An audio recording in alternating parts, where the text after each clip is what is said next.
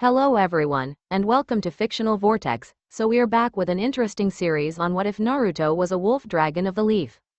But before we start, I just want to remind you to please subscribe to my channel and hit the like button if you enjoy my content. Let's start the story.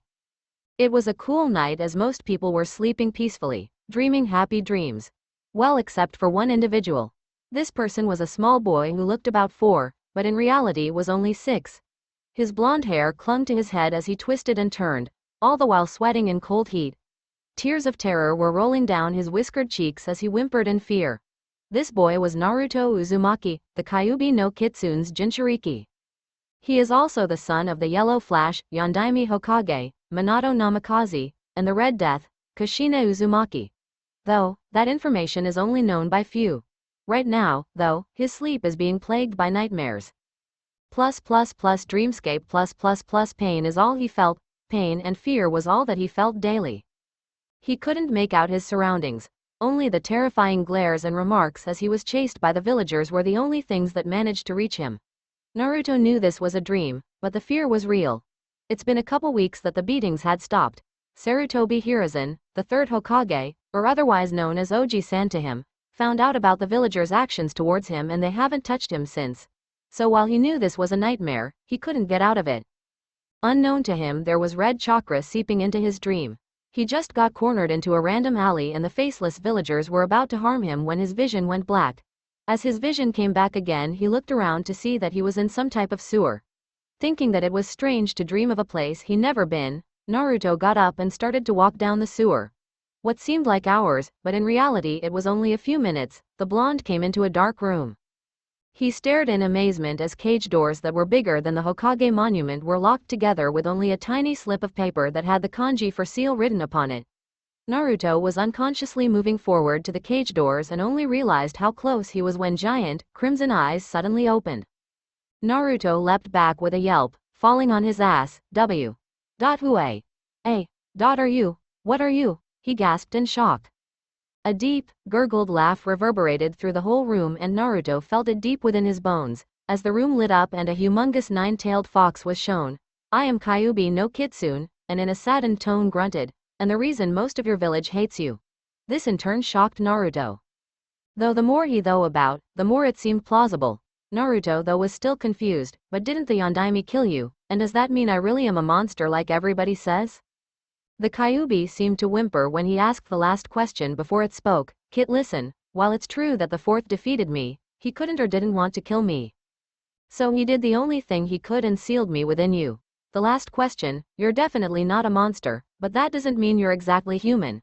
At Naruto's confused look the fox continued to speak. To explain more, go talk to the old Hokage first about your parents, before coming here for me to tell you what I mean. You can trust him with this information, but only him.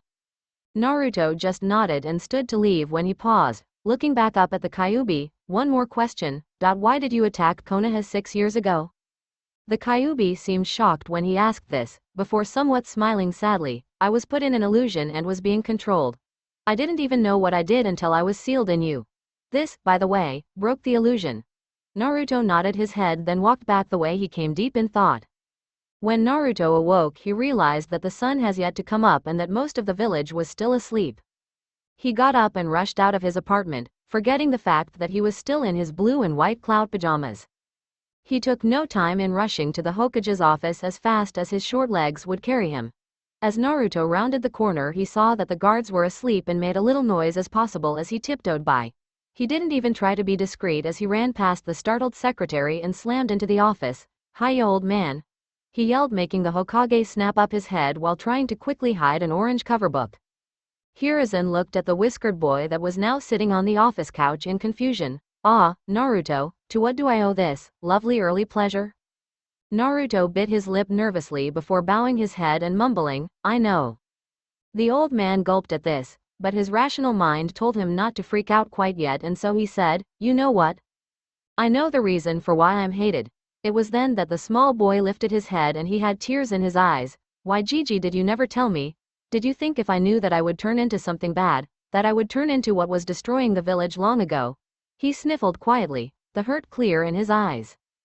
The Hokage sighed in regret and guilt as he stared at the quivering child and slumped in defeat, like the whole world was on his shoulders. No, Naruto, as much of a fool as I am, I would never believe that you were the Kyuubi. But just because I'm the Hokage, Naruto, it doesn't mean that I can't make mistakes. Nobody is perfect, and unfortunately sometimes innocent people get blamed. He sighed as he started to explain, the truth is that what you contain is an S-class secret and only anybody that is still alive from that night knows about you. The younger generations weren't to be told. It was the only thing that at the time I could have done to give you a chance to make friends with the kids your age. Naruto contemplated all the old man said and nodded before saying, okay, it's fine, but Gigi, the only reason I know is because the Kyuubi helped me. Sarutobi gasped at that name, nearly jumped out of his seat as he rushed over to the blonde-headed child. He looked worriedly over the boy before asking hesitantly, what did it say? It said that while I'm not a monster, that I'm not human. But he told me that I would have to know who my parents were to be told of what he meant. He also said that he didn't even know he attacked until he was sealed into me. Turns out that he was put under an illusion, and then his body was being controlled. So while he is still at some fault, the biggest part of the blame is on whoever controlled Kyuubi. Naruto explained. The old man looked like he saw the dead, he was just so pale, and it seemed he was stuck in shock. Naruto waved his hands in front of Sarutobi's face, which got no response. He then just did the only thing he was capable of, yelling in his ear very loudly, hey old man, snap out of it. Hiruzen blinked a couple of times, then rubbed his ear, before looking down at the boy. I know that you are the type that never lies, but how are you so sure we can trust him? It's not that I don't want to believe, just that I don't know how I can ever see the Kyuubi as anything else after what happened 6 years ago. Because, old man, even if he tried anything I could have told if he was lying a little bit. I've learned long ago to trust my instincts, and they didn't say anything at all. So even if you can't trust Kyuubi, trust me, as I would never let any real monster talk to me. Naruto stated simply. Sarutobi thought for a minute. He knew that Naruto, for all he's been through, is more mature and smarter than the average 6-year-old. That in itself is another reason to trust the boy, so he weighed the pros and cons of trusting him to talk to the Kyuubi. In the end he knew that he would have to trust the boy with this, as he would never be able to stop them talking, as they were basically in the same body. Though there was one thing that confused him, so you need to know who your parents were to find out. The wizened old man thought about this for a minute. Fine, but I want to know all the details and I'll be present as you talk to him. But Naruto, know that your parentage is a bigger secret than your status as a Jinchuriki is. And since there is no time like the present, just let me do one thing before we start talking. And he went over to one of the walls in the office before sending some chakra into it. For a minute nothing happened, and then the room started to glow blue as a seal appeared on what was before a plain wall. The old man came back and fell into his plushy chair with more grace than a man his age should have. I put up the privacy seal. Now only you and I can hear what's going on. Not only that, it'll put up an illusion so that no one can lip read what we are saying. Now, before I say anything, know that if this information gets out to the wrong people, it could cause the Fourth Great Shinobi War. Are we clear? Naruto nodded. Yes, Gigi, be careful of who I trust. Sarutobi sighed. Yes boy, as it is, I would get comfortable, it's going to be a long talk. The old man just leaned back, stroking his beard, like he was trying to think about what to say. After a while he started talking. It was on the day that you were born that it all started. Your mother was in labor and was at the hospital. What no one knew was that your mother was the Kyuubi's second container. With childbirth the seal was weakening. Your father and I both knew that, so we took precautions. We hid her in the tower's hospital room and put almost half the Anbu on guard. We tended to the seal while your birth was in process. What you have to understand though, is that we didn't count on a person showing up and interfering with the whole process. This led to the Kyuubi attack, which was how your mother died. Her name was Kushina Uzumaki. She was one of the refugees of the Uzumaki clan and was a fearsome kunoichi. Your father, well, he was a great friend and strong shinobi as well. When the Kyuubi got loose, your father fought, and fought with all his might, but nothing seemed to work. So he did what he had to do. It was a safe fail just in case there was no other way to defeat the Kyuubi. He created a seal. A seal that would contain the Kyuubi. But the only problem was that the seal would have to be put on a person. This person also couldn't have a set amount of chakra, meaning he had to use a newborn child. It was an unfortunate thing that you were the only child that day that was born. It literally killed him for having to not only sacrifice himself, as the sealing would cost him his life, but also sacrifice the life of you, his only son. Naruto bit his lip in thought before muttering out, but that would mean the Yondaime would have been my. His eyes widened slowly as comprehension of what was just said. Yes, Minato Namikaze was your father. As they both had great enemies, but your father was more likely to be known, so he gave you your mother's maiden name. Hiruzen sighed in weariness. Naruto, I'm an old man with many mistakes and a lot of blood on my hands, but believe me when I say that your father loved you more than life itself. His last wish was one that barely anybody honored. It was for you to be seen as a hero, but most of this idiotic village can't tell the scroll from the kunai. And in that moment Naruto could really see his age instead of the powerful Hokage that he has to show to his people. In that moment Naruto realized that for him to be treated better he was going to have to show that he was a hero, not a monster. It was then, at that moment, that he knew what he wanted to become. Gigi, just you wait, I'll become a kick-ass shinobi, then I'll be coming after that hat old man. This had the third smile at the boy's antics, though I do have one question Gigi.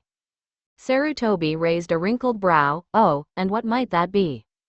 If I were to attend to the academy, wouldn't the teachers just try to sabotage my progress or my learning? Think about it, most of this village hates my guts. I wouldn't put it past some of the teachers to teach me the wrong things and send me out way too early, and just so I would get myself killed. Naruto thought out loud. Hiruzen thought for a second and seemed to consider the fact that that could be a possibility. He knew that while he could possibly eventually find someone unbiased to teach the boy, but he also knew the boy would probably be so behind on his skills that no matter how hard he tried, he wouldn't be prepared. Then he thought of ways to fix that. He finally came to a decision. Okay Naruto, since I already know that the clan shinobi have already begun training their children, I'll get you a tutor to start your training. I want you to look into specialized fields as well to see if there are any, if at all, that you would like to train in. This scroll has all the different types of skills that are not taught in the academy. When you choose, I'll send an Anbu to protect you whatever way necessary, and the underlying mission would be to train you. It'll be like this in case the council finds out that the Anbu operative can say she were following orders and training you to better protect yourself. With knowing the skills you want to learn, I can determine which person to give you as a tutor. That basically ended the conversation when the Hokage cleared his throat. I guess it's time for you to talk to your handmaid. Naruto smiled as he took the scroll and started to relax. He closed his eyes and felt like he was starting to drift when he was in the same sewer-like passage. He walked the same path into the large containment room. He could now clearly see the fox just sitting waiting patiently. Once he was in front of the cage doors he sat down, crossing his legs. Hello Kyuubi, I believe it's time to talk. The fox looked down at the boy with an amused look before starting to talk. Okay kid, but let me warn you, after all the shocking information, this might be the overload you need to faint. He just decided to continue when all he received was a shrug. This is basically how some of the clans came to be. Most clans that have a Kekkei Genkei were blessed by demons, which most are now summoning animals. Though there are some who instead of becoming a summoning animal, they took human form with another of their kind and became a clan also. Those that did that usually found other demons to mate with in life until throughout time they forgot what they once were and started mating with humans. This diluted their demon blood so they never knew about the power that runs through their veins. Now, there were a couple clans that stayed fully demon, two of which were the Namikaze clan and the Uzumaki clan.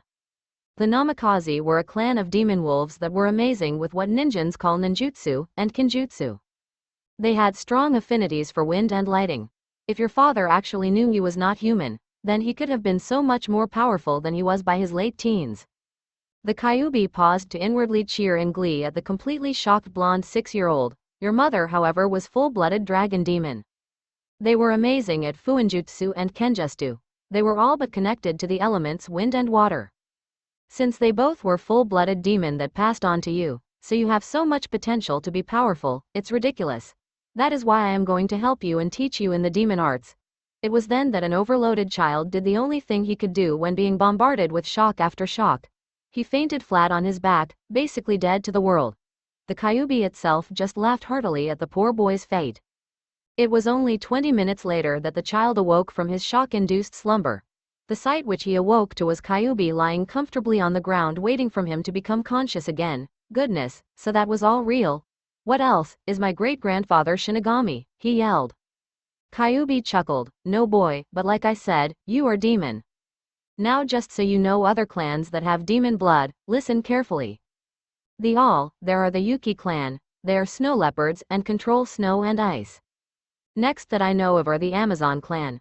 They are tiger demons and are very in tune to animals and nature. They have the ability to talk to any type of animal honestly. Their element is weird, it was lava I believe. Not many people know the surname of the family so we just call it the Amazon clan. The last clan that I know of is the Inuzuka clan. They are dog demons, which is why they are so connected to dogs.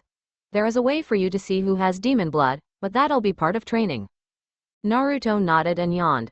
I think I'm gonna tell Oji-san all that I learned, grab something to eat, and then head back to bed. And slowly Naruto dissolved until he disappeared. The Hokage watched the blonde Jinchuriki intensely as he come out of his meditative state. The boy slowly blinked while he stretched out his body. Gigi, apparently this goes way back, all the way to how the clans with Kekkei Jinkei actually obtained their powers. It seems that back then demons would bless a family with power and they would become summoning animals for that family and they became a clan. Sometimes though, a demon would take human form with another and start a clan.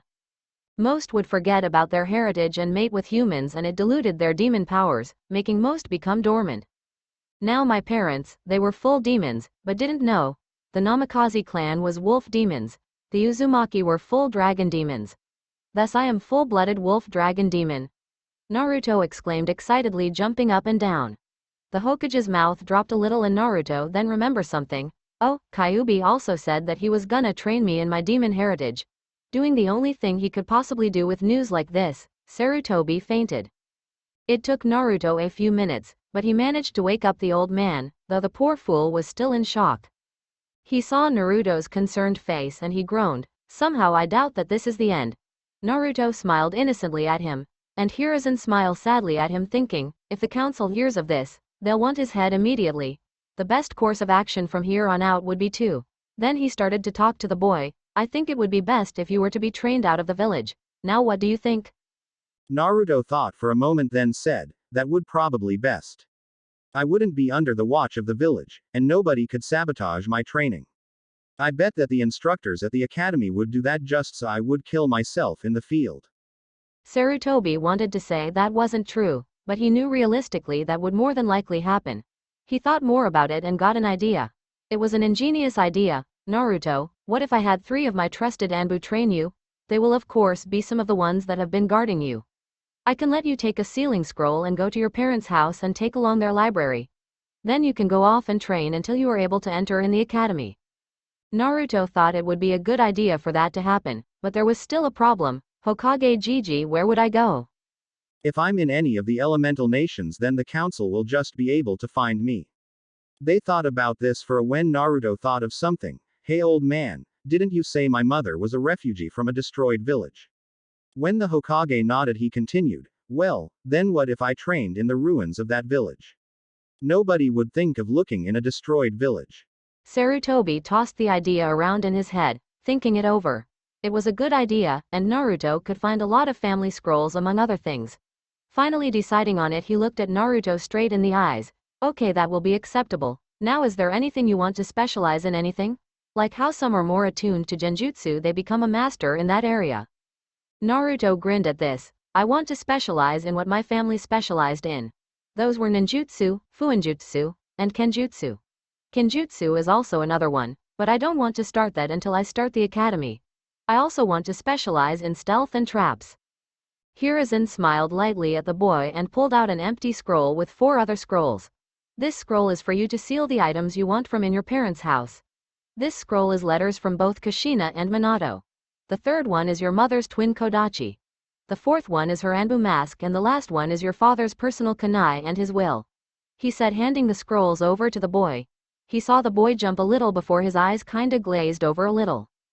Naruto was startled when the Kyuubi's voice filled his head. Kit, tell him the clan here that has demon blood. The Inuzukas, remember? He looked at the Hokage sheepishly when he cleared his throat. Sorry Gigi, the Kyuubi told me to tell you that the Inuzukas also are demon descendant.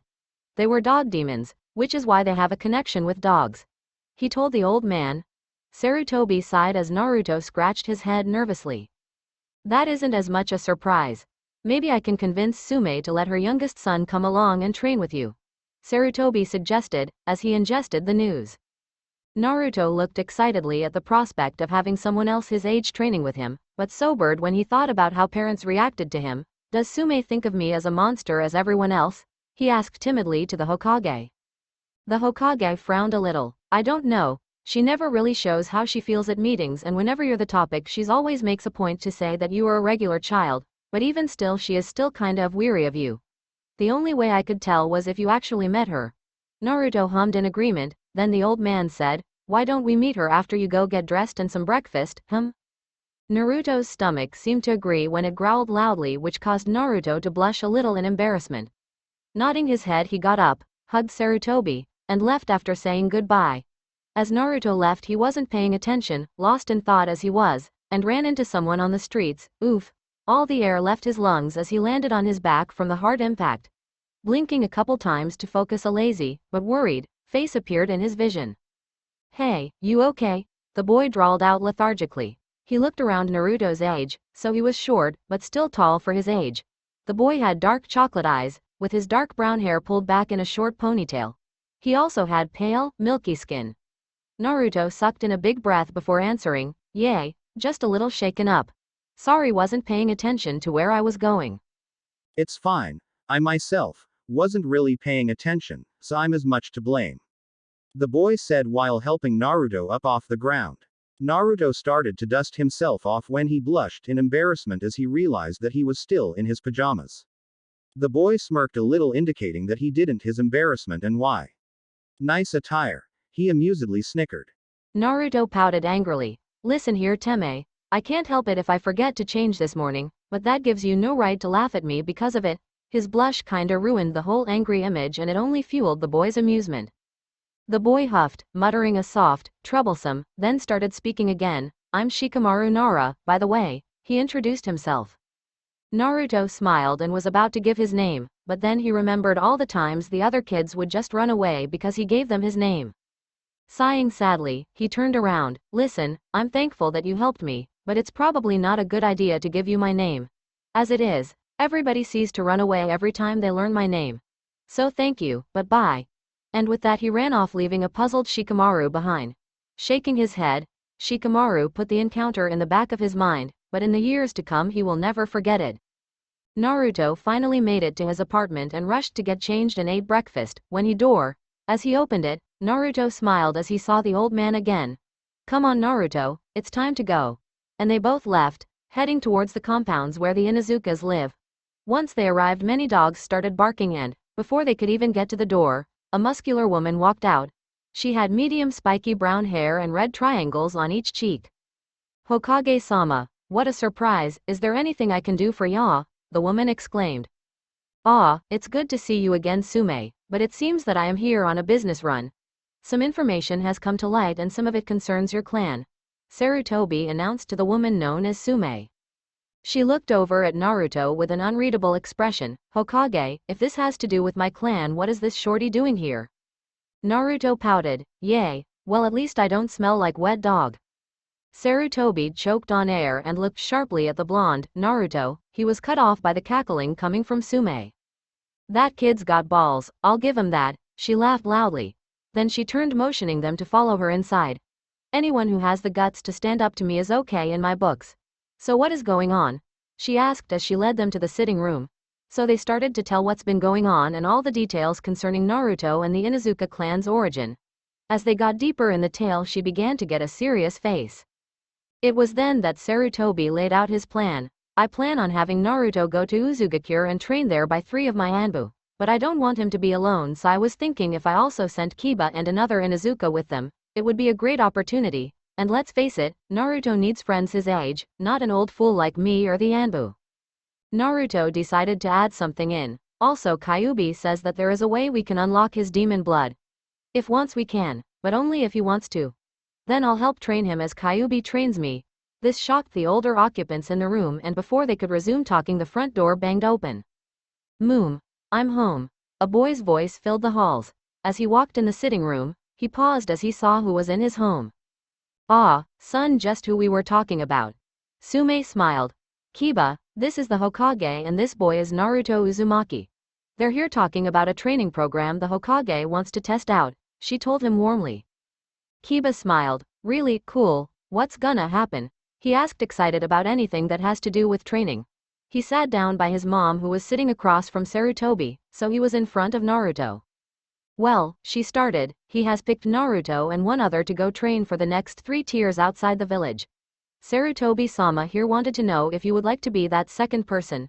Of course, if you say yes, then we will send another Inuzuka so you can be trained in the clan techniques as well. Sume smirked as the excitement in his eyes grew even wider. That's awesome. I would love to train outside the village. Kiba smiled brightly and looked at all the occupants in the room eagerly. This caused Naruto to also smile brightly as well. Then why don't you and Naruto get to know each other a bit while the Hokage and I talk things over? Okay. Sume chuckled, just simply amused. Nodding, both the boys smiled and ran into the backyard as the adults watched them play. Sarutobi sighed as he saw the pure joy of playing with someone his age. Then you, Sume-san, for doing this. Kami knows that child deserves a break from this hellhole of a village. Sarutobi-sama, even I can tell when a child needs a friend. That child, while a strong one, is still a child. It would have been only a matter of time before he breaks. Sume whispered to the older male. Yes, but with this hopefully he will be able to enjoy his life rather than fear for it. The Hokage murmured. This was the last thing said in the room as they listened to the delighted laughter of children that flowed through the house. It was the very next day that Sarutobi and Naruto headed to the Namikaze clan compound. It was out near the edge of the village, so there were no neighbors around the house. When they arrived at the compound, Naruto gaped. This was the most beautiful house he ever saw. It was built to look very cottage-like, and was surrounded by nature. The yard looked like it was a mixture of a training ground and a hot spring, as there were training posts and steam was coming out of the many pounds that littered the plot of land. There were vines and flowers that were crawling up the house's stone walls, giving it a natural, but aged look. All in all, Naruto seemed to feel the calming aura the whole scene gave. This was your father's house. He put up seals that will only allow you, me and 2 others to be able to enter the whole plot. 2 others, it just looks like the rest of the forest and they pass right by it. Hiruzen explained to the boy quietly. He swiftly ushered Naruto into the house and guided him to a room, before Naruto had the chance to observe the inside of the house.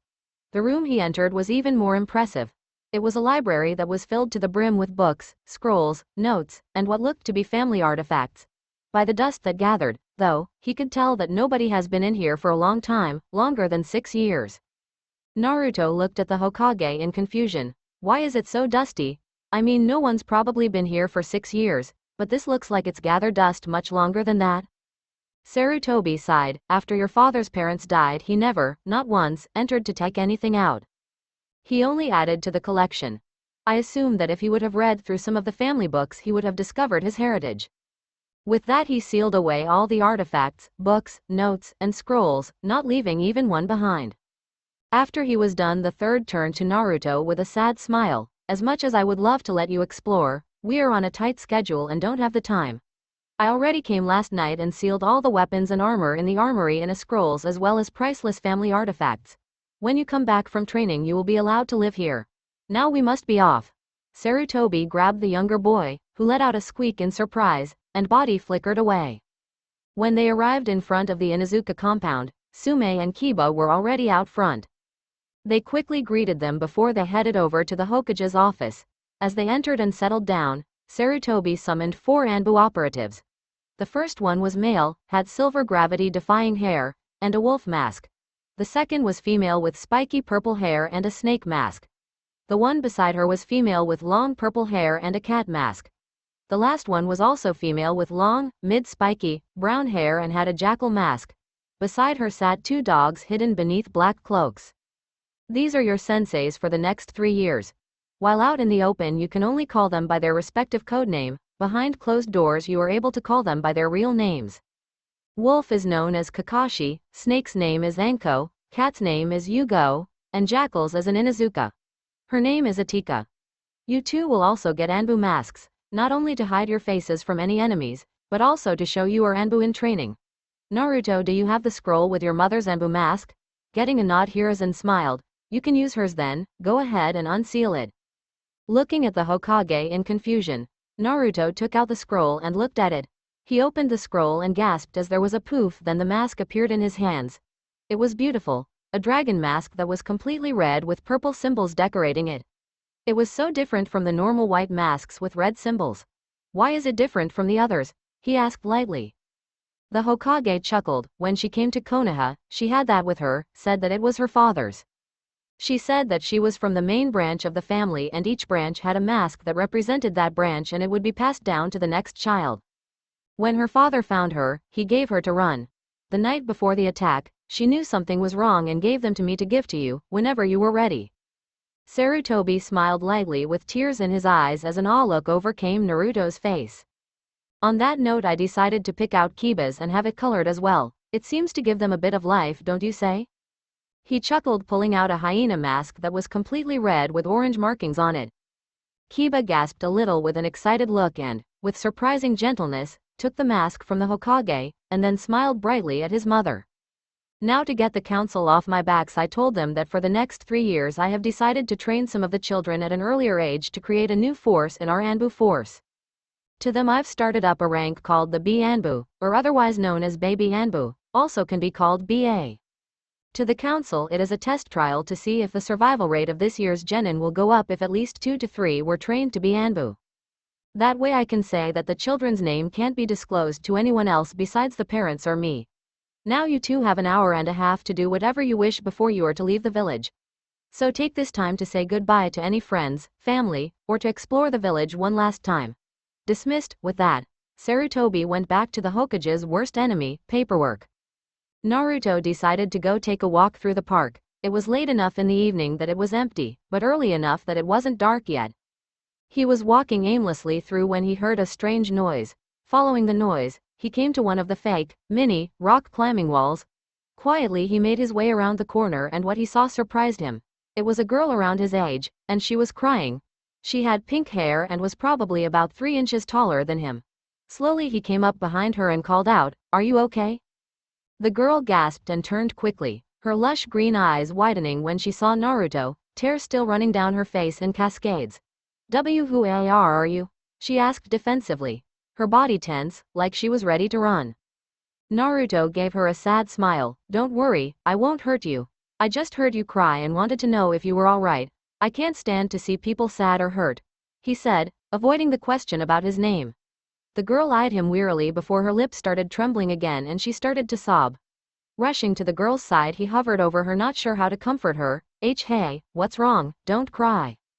The pink-headed girl was crying so much she had to gasp for air. The other K kids don't want to play W with me. They say my hair is weird and that I had a big ugly F forehead. I don't have any F friends. Naruto looked at the girl sadly before determination shone in his eyes. "Hey, don't listen to jerks like that. You are not ugly, and your forehead isn't big. You're actually really pretty. Besides, if they don't want to be your friend, well then I will." Now the girl was staring at him in amazement. "Just wondering, what do you want to do when you get older?" he asked her suddenly. Confused, she told him, I want to be a kunoichi, though my parents are very much against it. I just want to do something that I want to do and I want to protect my loved ones. Like my aunt, but she died a year ago in battle and ever since my parents are reluctant to let me go," she said with a sad note in her tone. "Well, good for you for following your own way. Take my advice and don't ever let anybody else meld you into something you don't want to be. I'm gonna be a shinobi too. My dream is to be Hokage.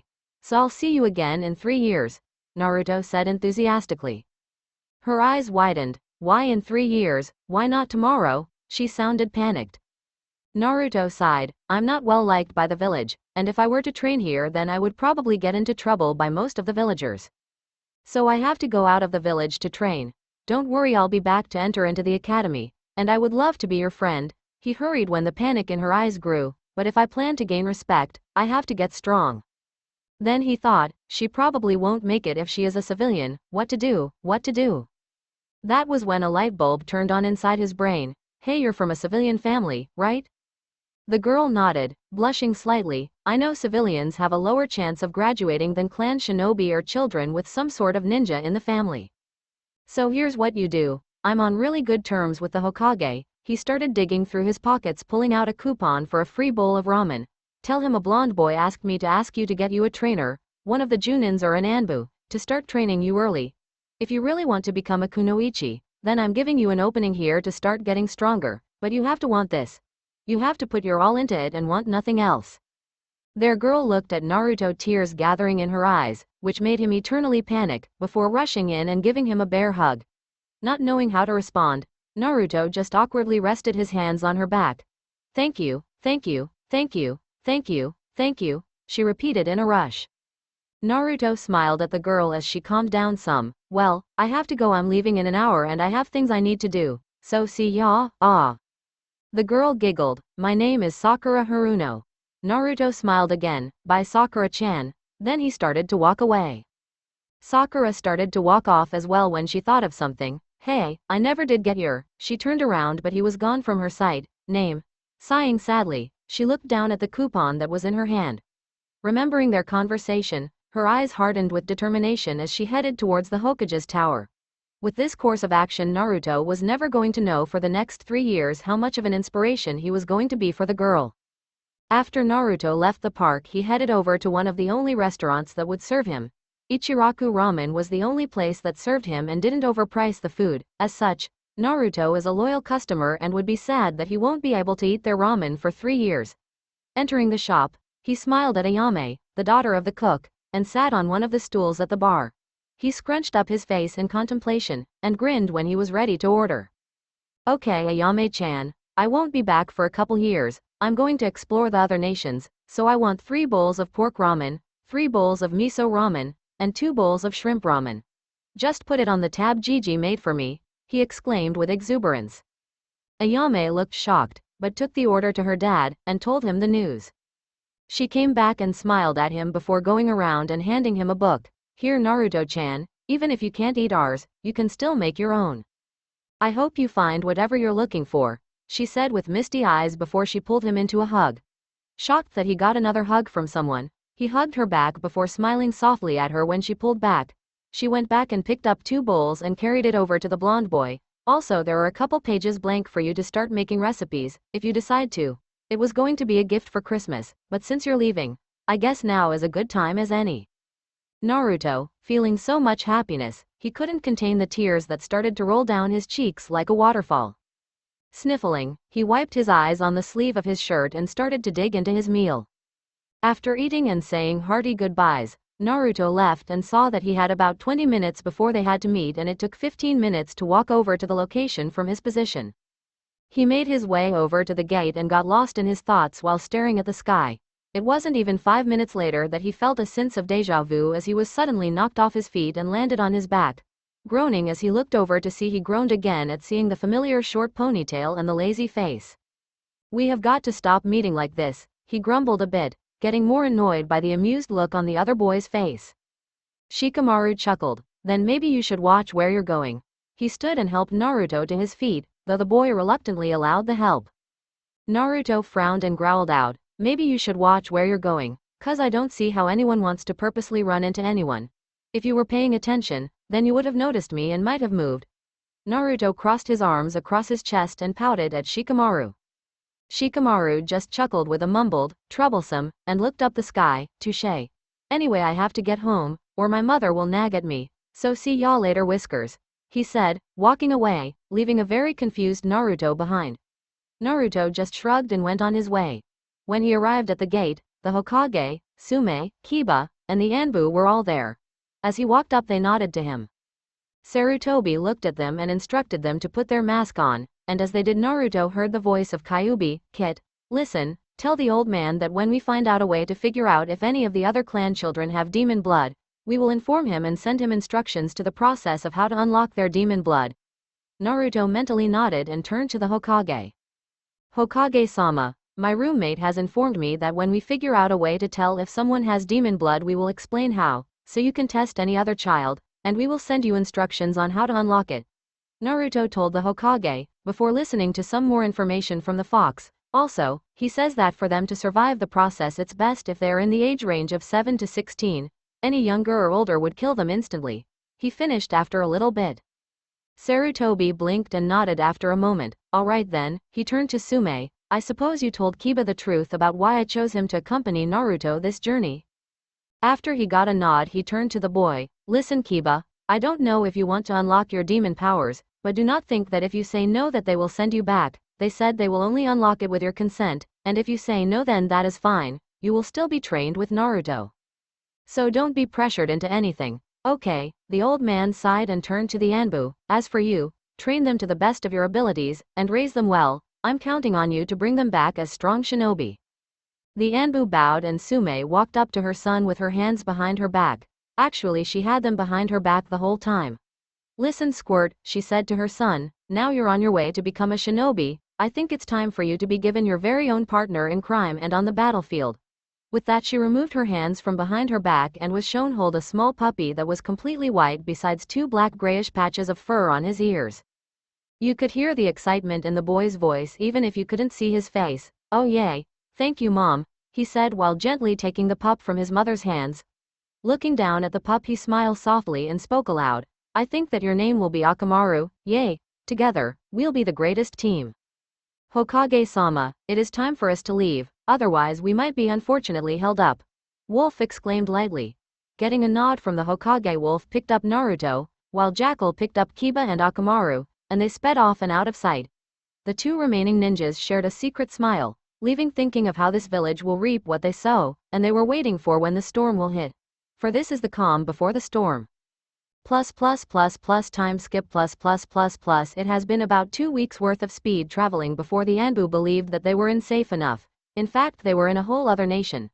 This one had a forest, but it was more of a jungle, and the children were told that it was a more reclusive nation that didn't have a name. Did they have a hidden village, like we do? Kiba wondered out loud. He looked odd at the colorful flowers, big leaves, and tall trees.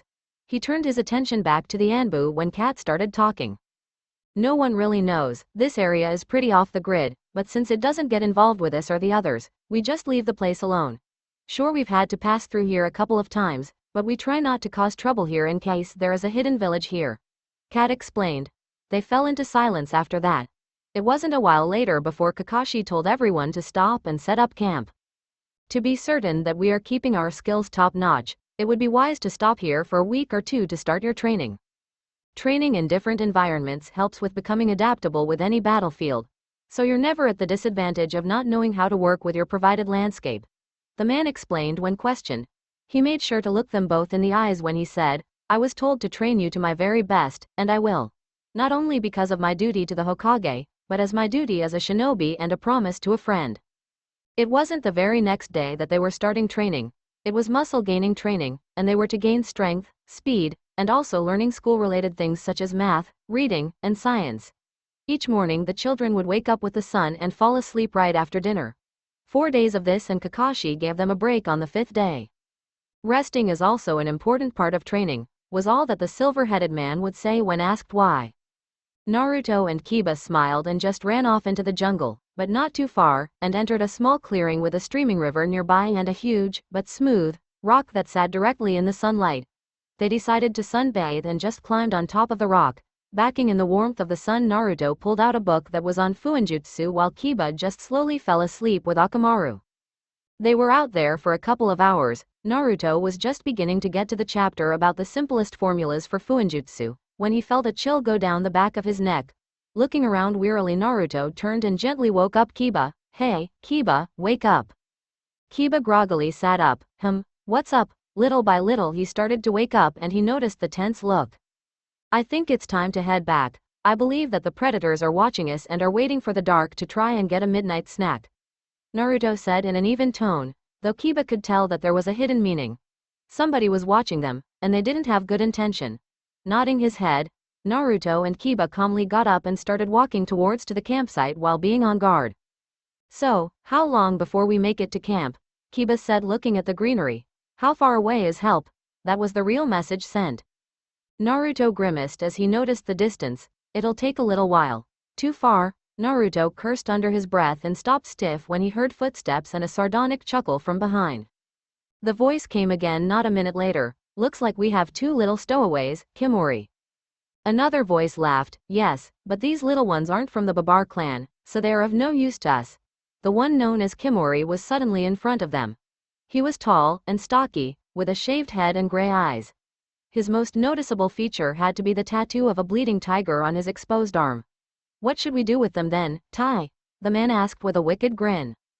Another man, who wasn't as tall, but just as stocky, walked into Naruto's view and he knelt down by Naruto, roughly grabbing and pulling his head to face the man. Naruto noticed the man had the same tattoo as the other man, but it was on his chest. This one is a looker. Maybe we should put them in the slave ring. They both would go for some pretty good money, or maybe we should keep them as our OWME pretty thing like this, keeping my bed warm. The other man contemplated, but neither knew of what Naruto was planning to do. He was just thankful that he always kept a weapon on him.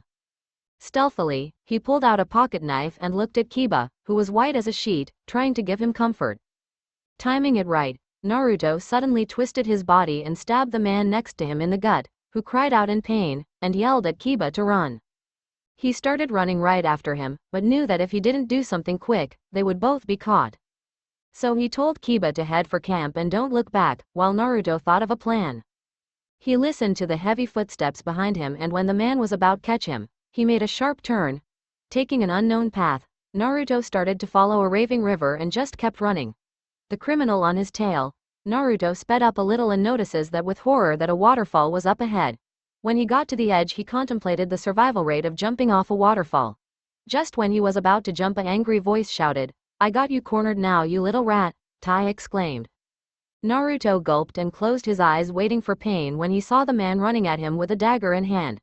He waited a couple minutes, but nothing came. Opening his eyes, Naruto gasped at what he saw. In front of him was a tiger, in a protective stance and glaring at the man who was now frozen in place by fear. The tiger slowly stalked the man, and jumped when the person went to stab the tiger. Tai didn't even last a minute, before he was taken down, dead to the world. The tiger turned, looked at Naruto in a calculated fashion, if that was even possible. It started to walk away only to pause and look back at Naruto. "So you want me to follow you?" Naruto thought in awe as he unconsciously started to follow the tiger. Only a few minutes later and Naruto could hear the frantic calls of his companions. He honestly would have ran to them, but it was then that the adrenaline in his system crashed and he stumbled, falling over. The tiger saw this and went over to the child, picking him up by the back of his shirt with his fangs, and put him on its back before heading towards the voices of the worried. When Kakashi saw the tiger, he put his guard up, slowly pulling out a kunai. When he noticed who was on its back, the tiger gently picked the boy back up and set him down in front of the older man, before backing up and disappearing.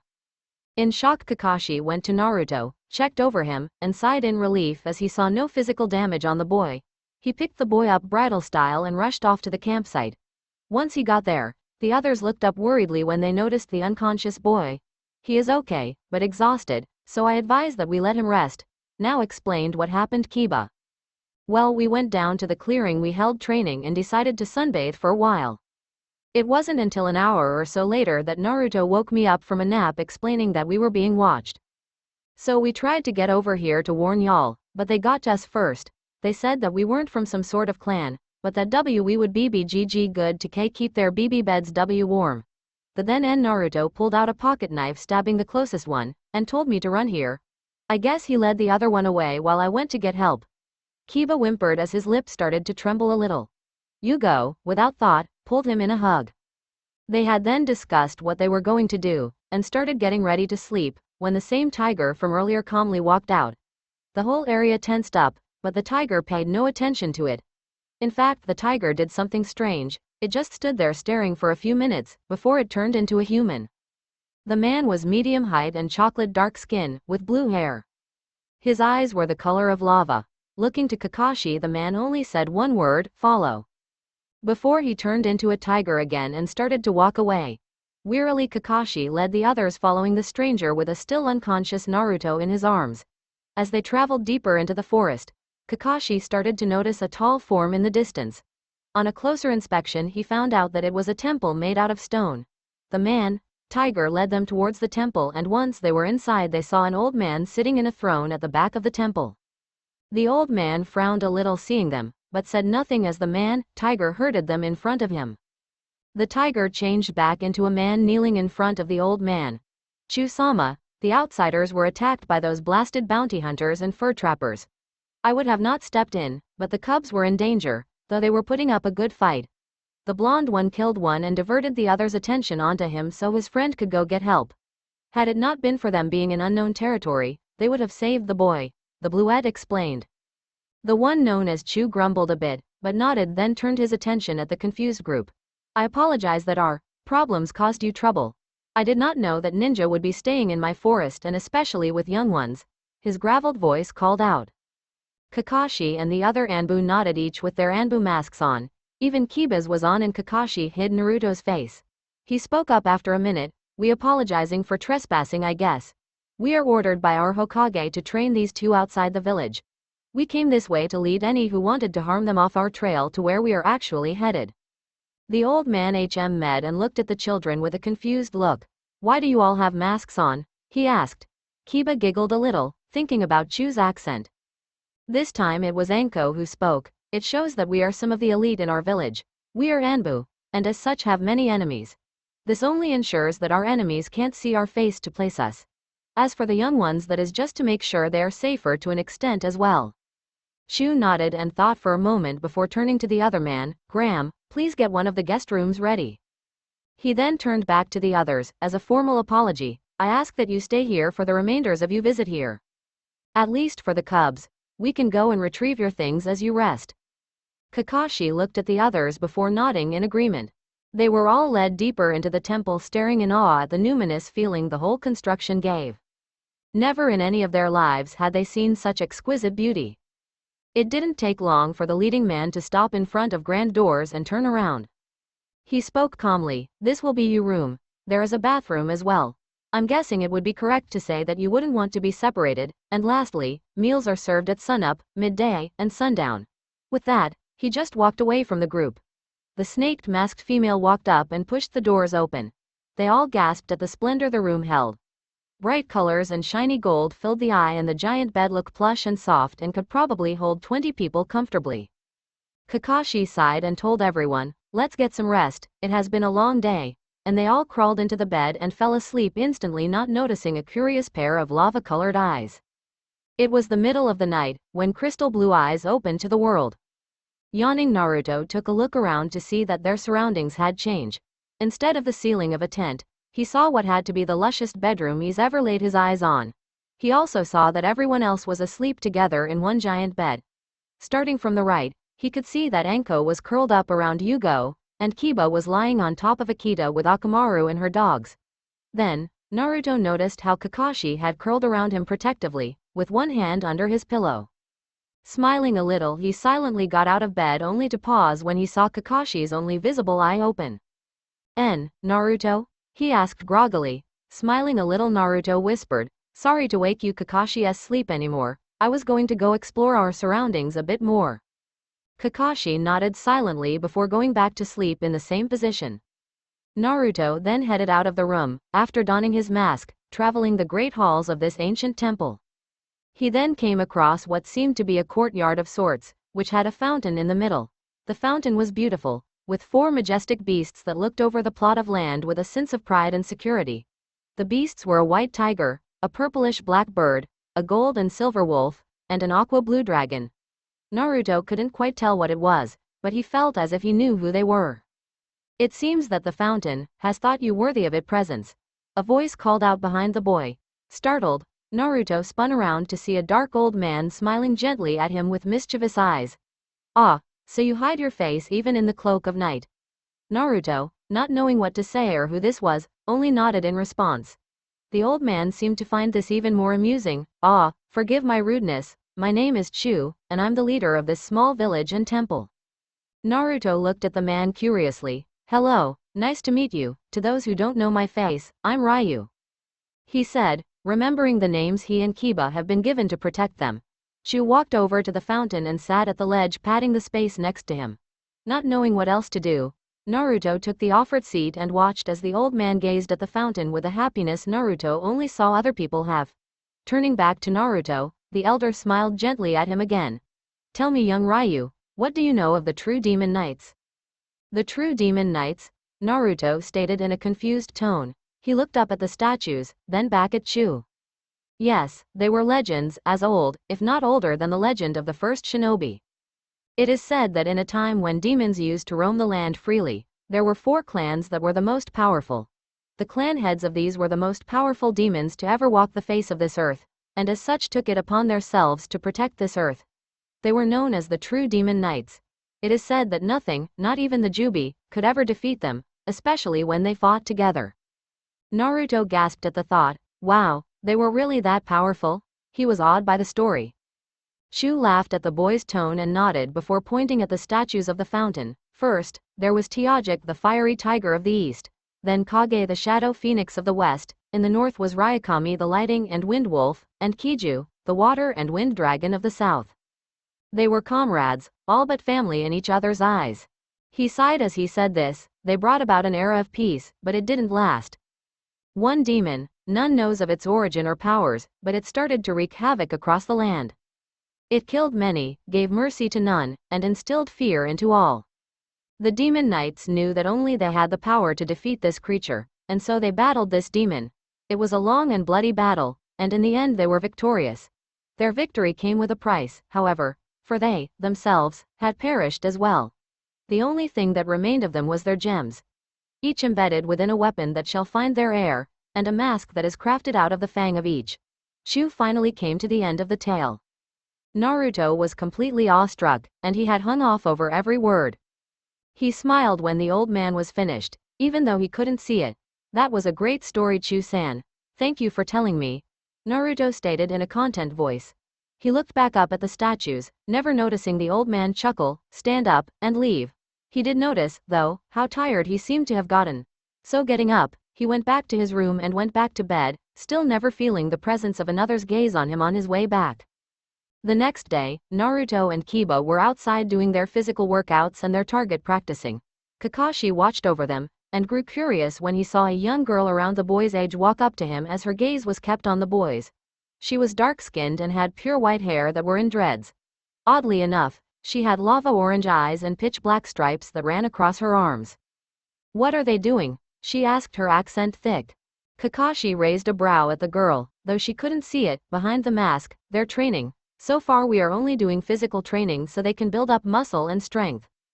The girl nodded. She looked at all 3 of them then spoke again. Why do you all wear masks? So no enemies or future enemies will recognize our faces, which will protect us better, Kakashi explained truthfully. Why are their masks different from the rest? The girl asked. Point at them. Kakashi sighed a little, because they are going to be a different team altogether. The child nodded before looking back at the boys. She then turned back to Kakashi. Can I join them? Blinking, not expecting the question, Kakashi smiled and watched as she went over and joined the boys. They stopped for a moment, looked at the girl, shrugged, and then got back to training. When he heard a chuckle, Kakashi turned and saw Chu walking towards him. It seems my granddaughter has taken an interest in you shinobis. Kakashi tilted his head. Your granddaughter, her name is Durga, and she is the princess of the Babar tribe, the elderly man said. Ah, I see. Is it really alright if she trains with them? I wouldn't want her to get in trouble because of us, Kakashi inquired as he watched over his young charges who seemed to get along quite nicely to their new training buddy. Shu waved his hand in a disregarding manner. Oh heavens, no, in all honesty I'm glad she is making friends. She doesn't have any other kids her age to play with here. He smiled at the children contently, before it turned into a small frown. He then turned around and walked back into the temple. And thus a routine was made. During the day, all 3 children would train under the watchful of one of the Anbu, while later at night the kids would play. Soon enough, the kids were inseparable. It was also to the Anbu's surprise that the kids' prankster sides came to life. It went from coloring on the masks, to swapping the salt for sugar. The grown-ups took this in stride and even gained some amusement out of some of the pranks.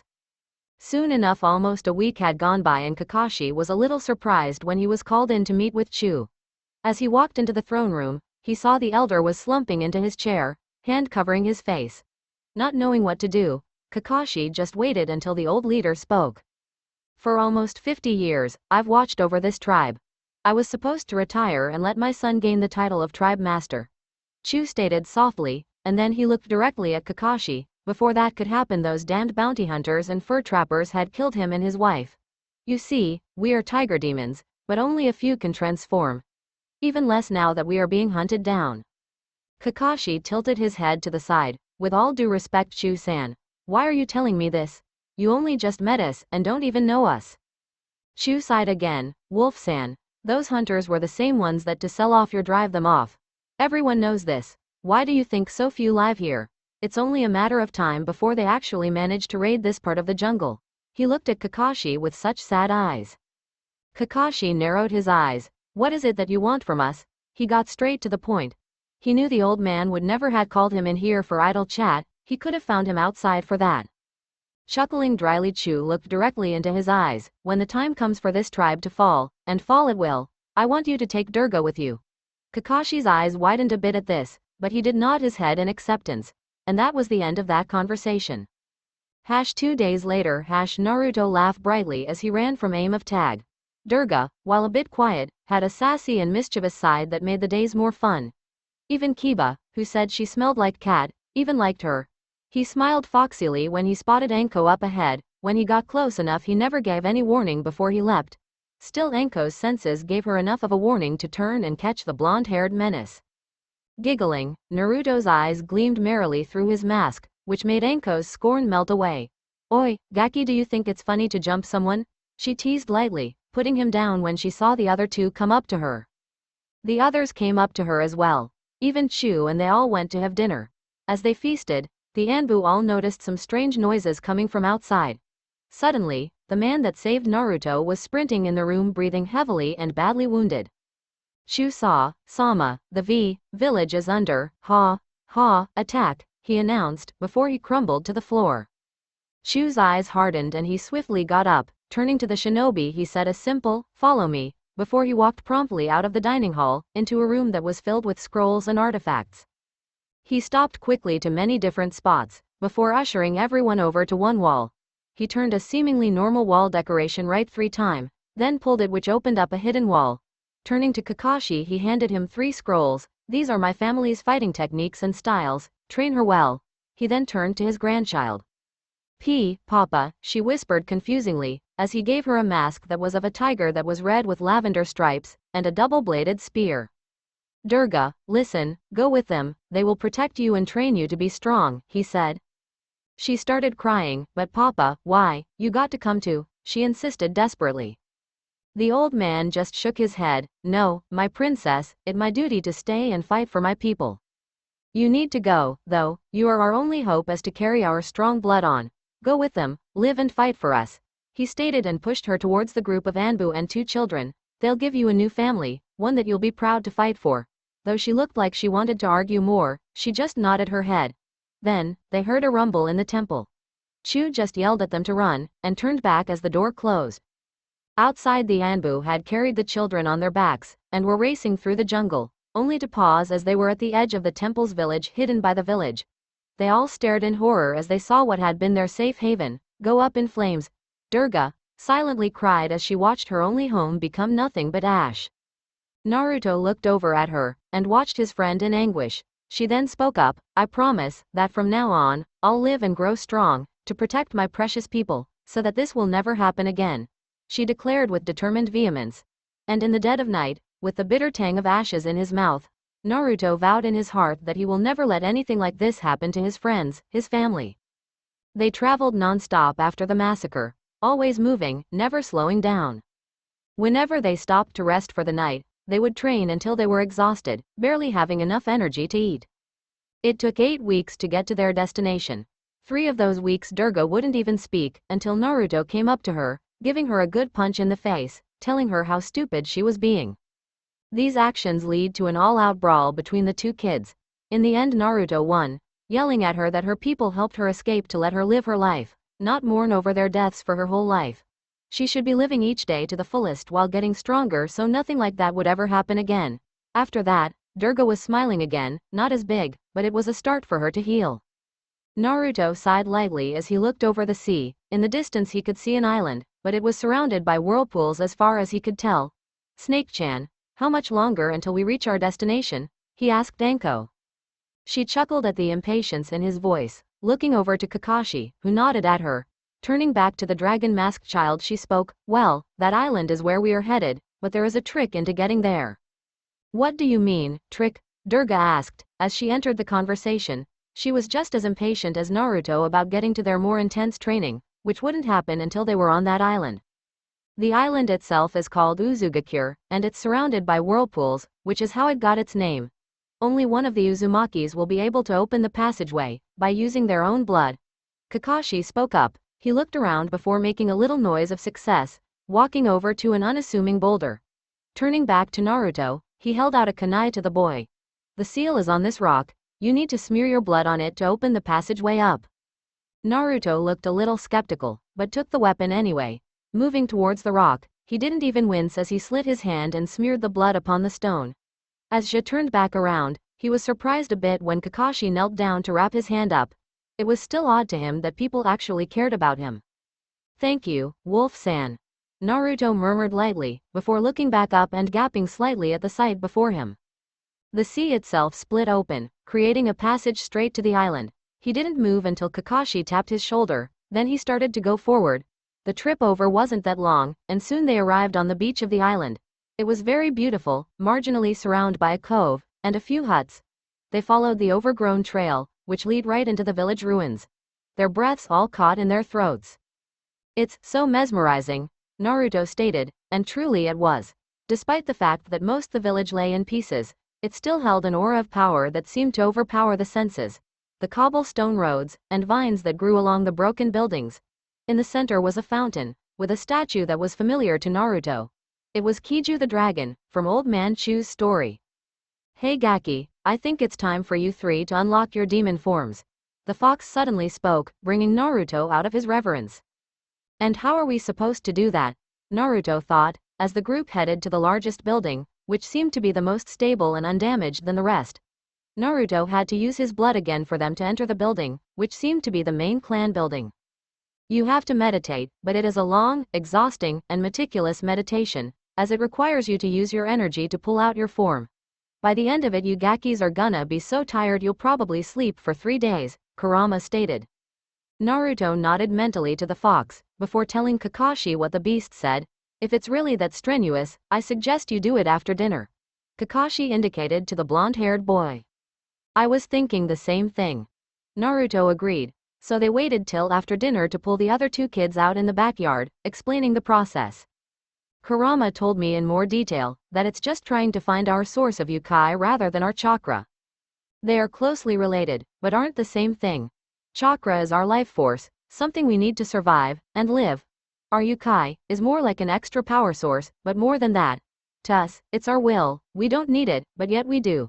To find that will, that source of power, we will need to meditate until we grasp at it. From there, you should be able to handle the rest on your own." Naruto finished his speech. The other 2 nodded towards him as they began, with their guardians gazing upon them, keeping watch. Each child stayed in their position, as they meditated deeply. Durga was the first to get her form. After about 8 hours, she felt something different in her. It was powerful and fiery, yet tempered. When she finally grasped a hold of that feeling, her body shift, and her clothes ripped. The Anbu, who was Atika, was on watch, was able to feel the power shift in the air. Looking over at the children, she gasped as she watched Durga slowly transformed into a white tiger with black stripes as her eyes glowed in a fiery orange color. The demon form had to be as big as a horse. After Durga explored around a bit in her new form, she transformed back into a child, which Atika thankfully had her cloak to wrap her in so she could go get some more clothes on. Kiba was the next to gain his form, turning into an oversized German shepherd. He spent the next 2 hours messing with the Anbu, and being chased and cursed at by his aunt. When he changed back, Kiba found himself running away naked, from 2 angry nindogs and an angry woman.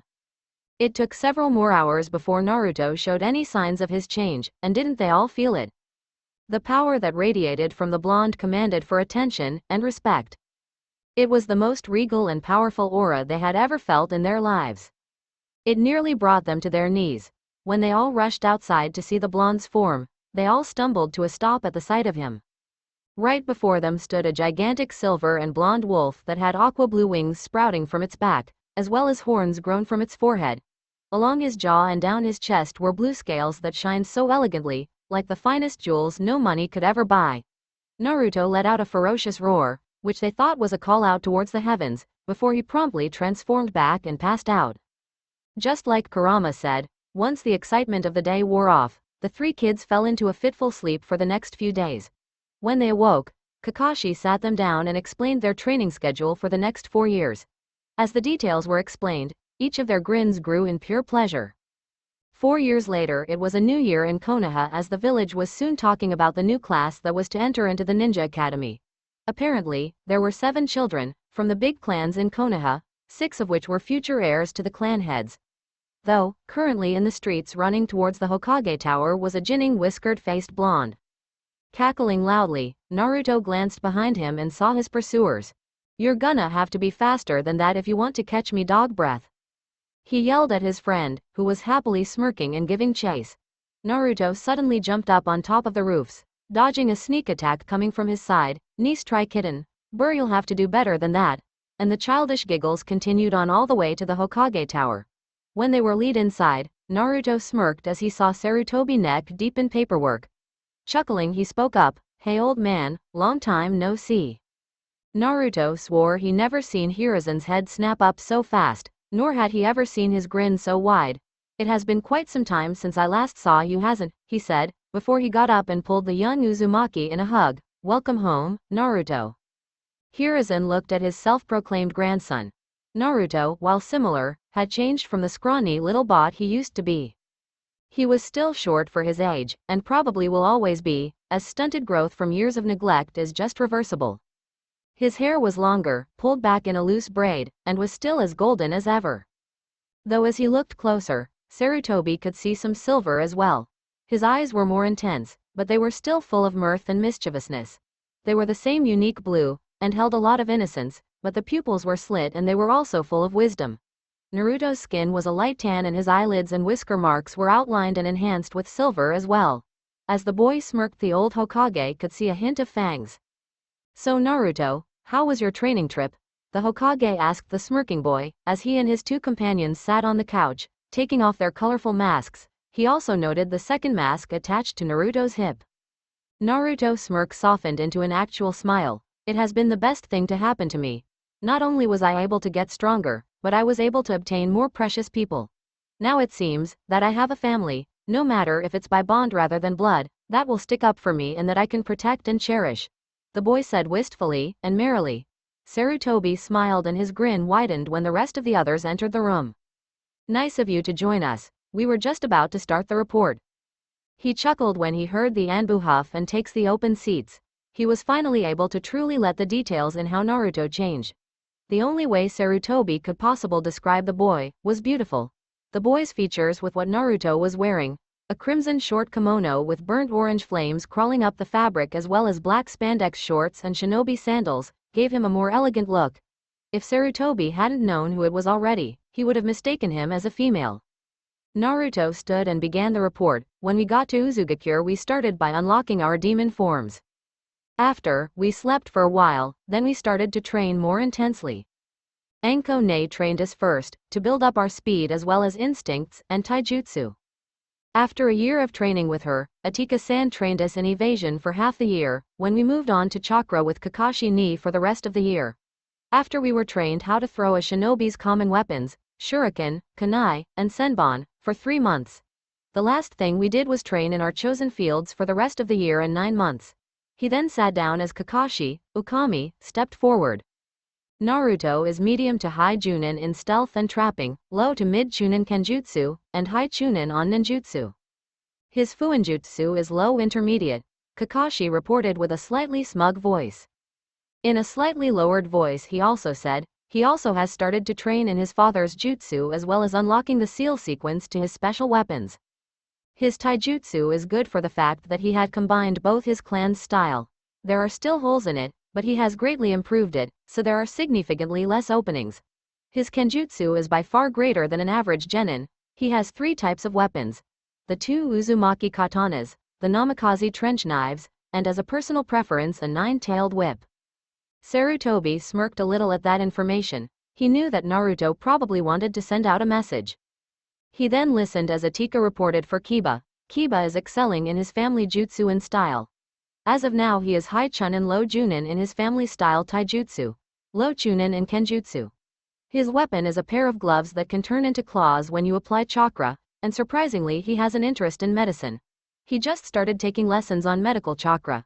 He is mid-chunning in tracking. She then stepped back. Anko stepped forward. She looked over at Durga before she turned back to the Hokage. This is Durga. She is a tigress demon as well, an orphan. As told in the written reports, she has decided to become one of our ninjas. She is low to mid-chunin in ninjutsu. She is high chunin to low junin in kenjutsu with her double-bladed staff, and low chunin in taijutsu. She is also high junin in genjutsu. Anko bowed and stepped back. Sarutobi looked over the three kids, all things considering they were well past genin material. Still, he didn't want them to grow up without having a childhood somewhat. It's obvious that you are above the academy standards. I'd even say that you're above genin. Still, he looked over at the three 10-year-olds, I can't just make you genin. You have to pass the academy first. As you know, your generation has been in the academy for a year now. So I have an alternative solution for our problem. There has been an incident that has happened to one of the academy students. He is actually your age, and is from a clan. Sarutobi explained.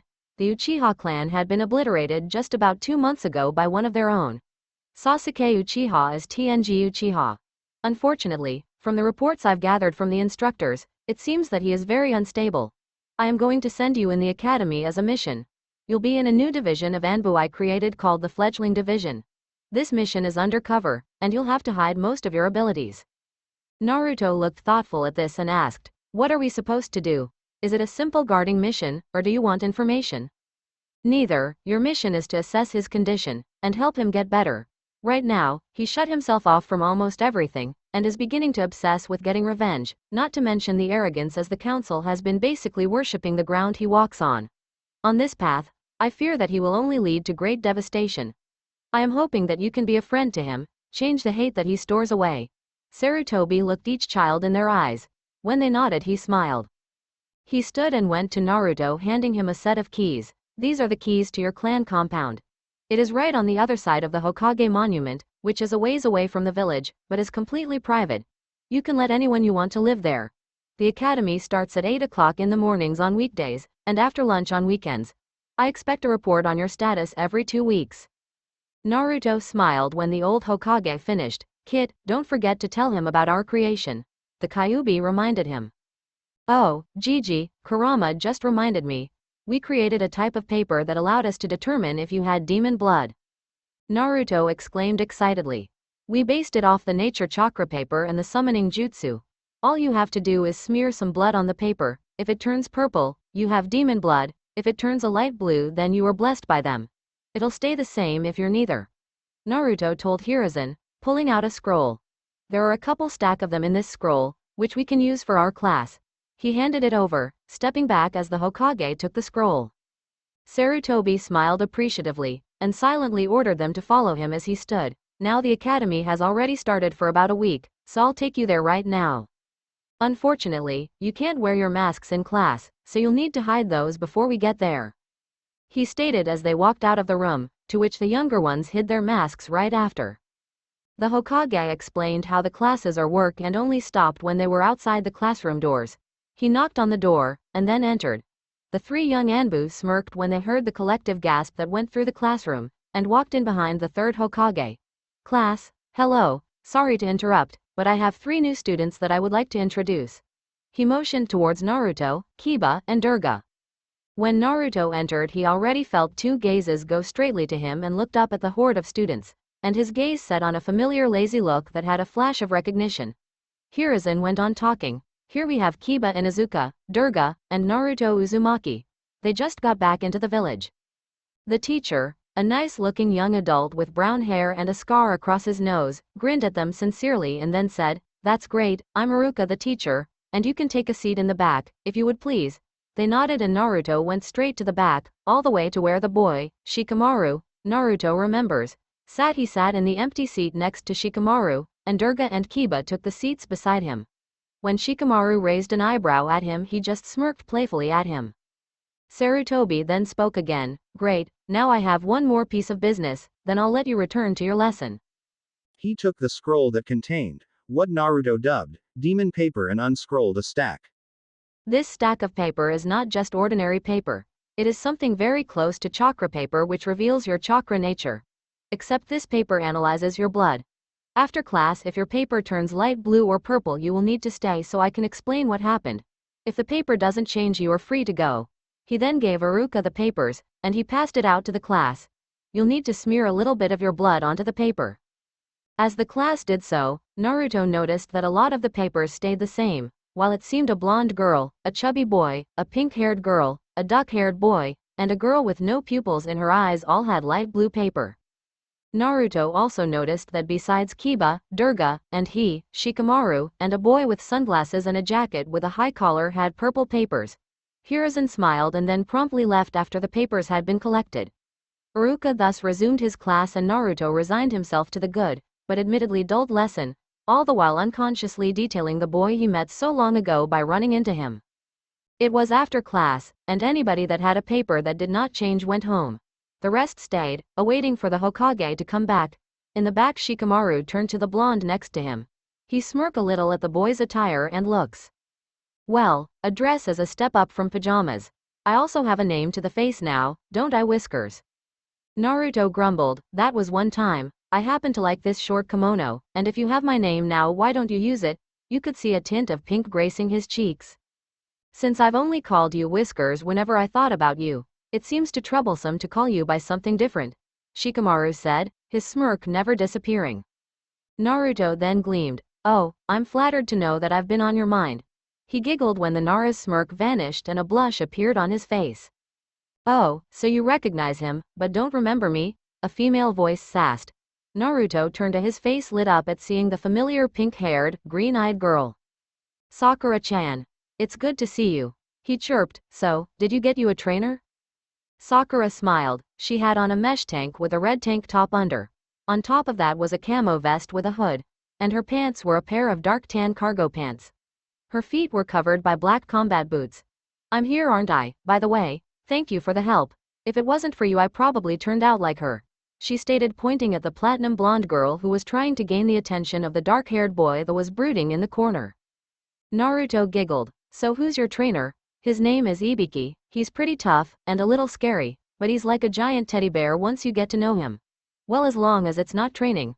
When he trains, he turns into a sadistic and psychotic torture machine," Sakura explained with a smile. "I wouldn't have it any other way, though."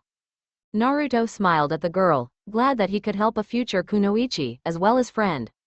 He heard a loud cough, and blushed when he realized that Kiba, Durga, and Shikamaru had their attention on him.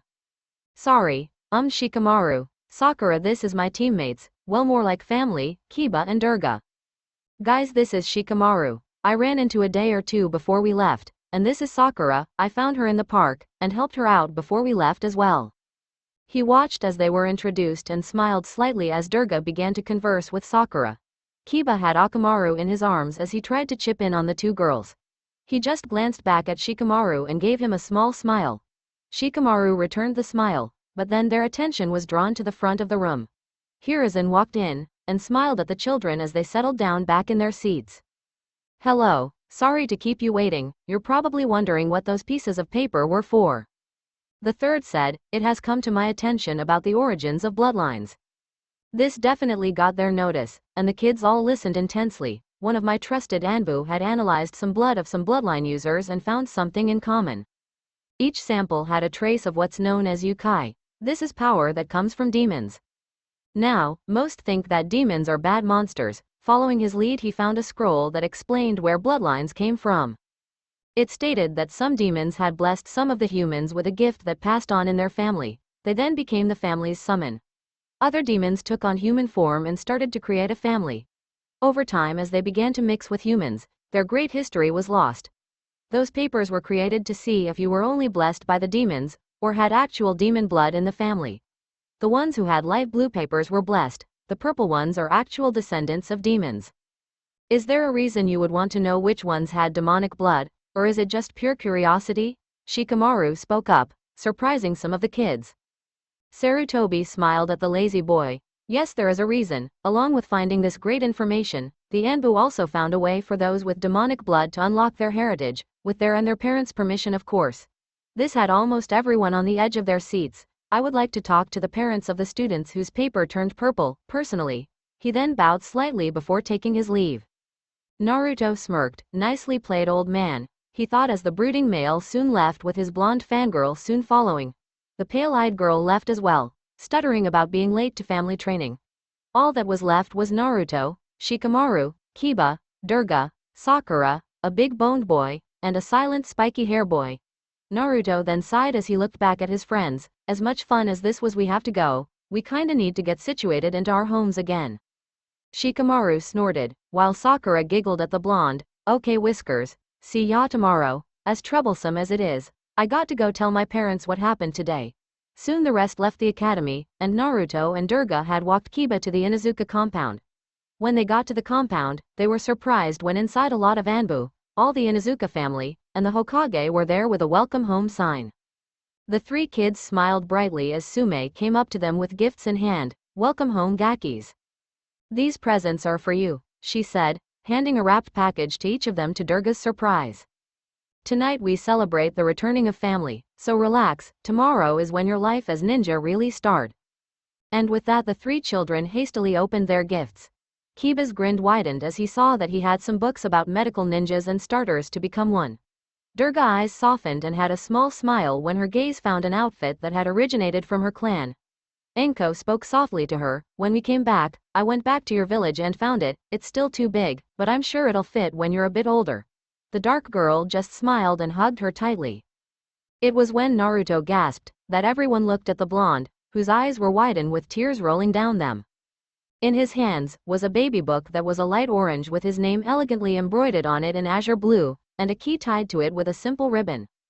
When he looked inside, he was shocked to find pictures of his parents, mostly ones of a very pregnant Kushina and Minato looking or building baby stuff, or them just talking to him while he was still an unborn child. Sometimes there was someone else, like Kakashi, was in the picture. What really got to him though, was the last picture in the book.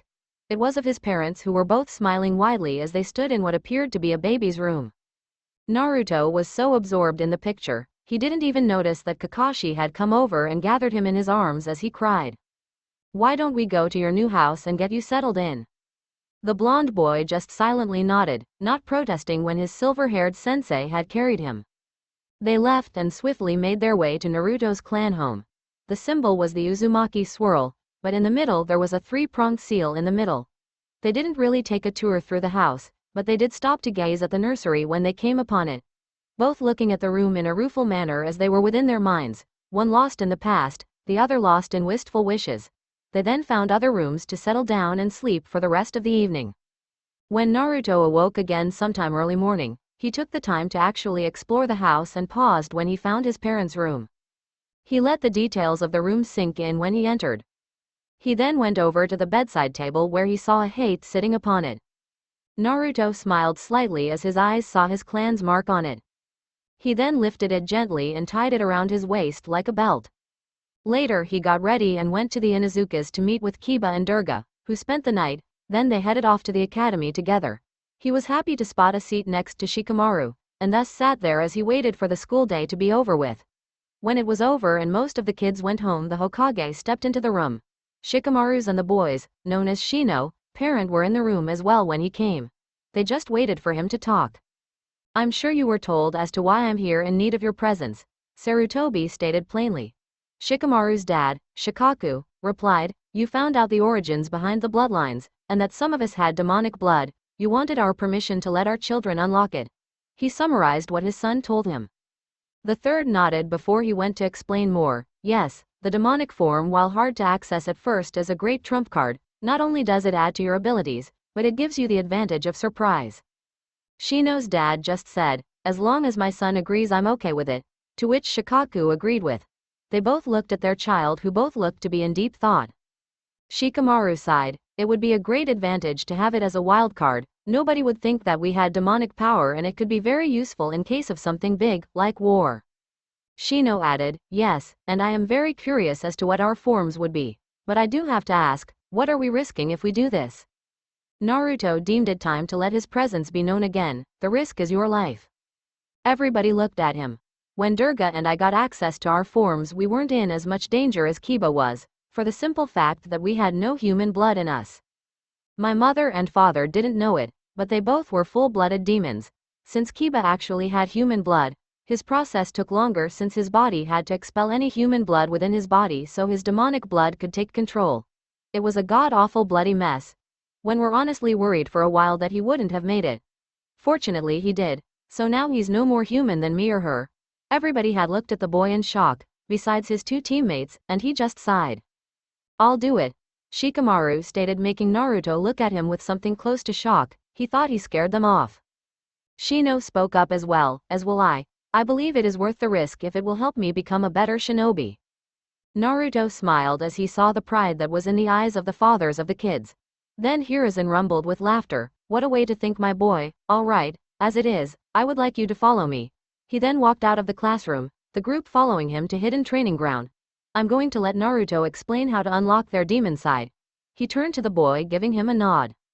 Naruto walked up slowly, then sat down in a meditative pose, motioning for the two boys to do the same, which they did after seeing Kiba and Durga follow Naruto's command. Now to find this power in you, you have to look deep within yourself.